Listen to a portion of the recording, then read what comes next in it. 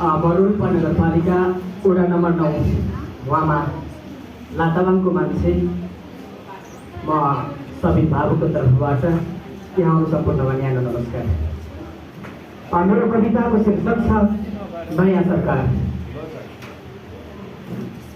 देश फेरि एउटा नयाँ आशाको चौतारीमा उभिएको छ। देश फेरि एउटा नयाँ आशाको चौतारीमा उभिएको छ, जनताको विश्वासका भारी सपनाहरू बोकेर। नयाँ सरकार सिंहदरबारको ढोकाभित्र पसेको छ।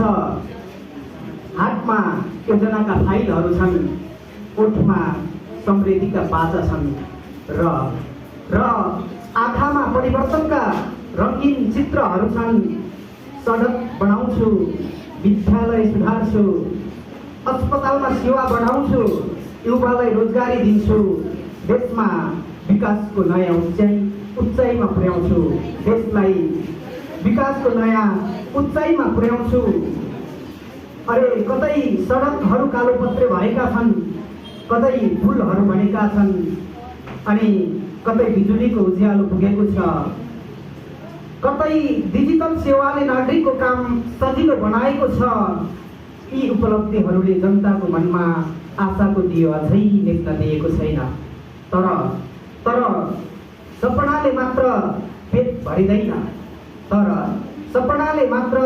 भरिँदैन, भाषणले मात्र भविष्य बन्दैन।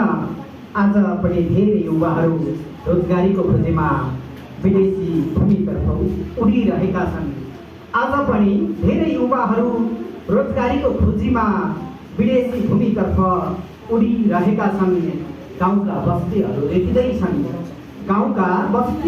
रितिँदैछन्, खेतका कान्लाहरू सुनसान बन्दैछन्। अरे महँगीले जनताको ढाड सेकिरहेको छ। भ्रष्टाचारका समाचारले विश्वका पर्खालहरू कमजोर बनाइरहेका छन्। जनताले प्रश्न गरिरहेका छन्। विकासका कुरा धेरै सुनियो, तर परिणाम कहिले देखिने।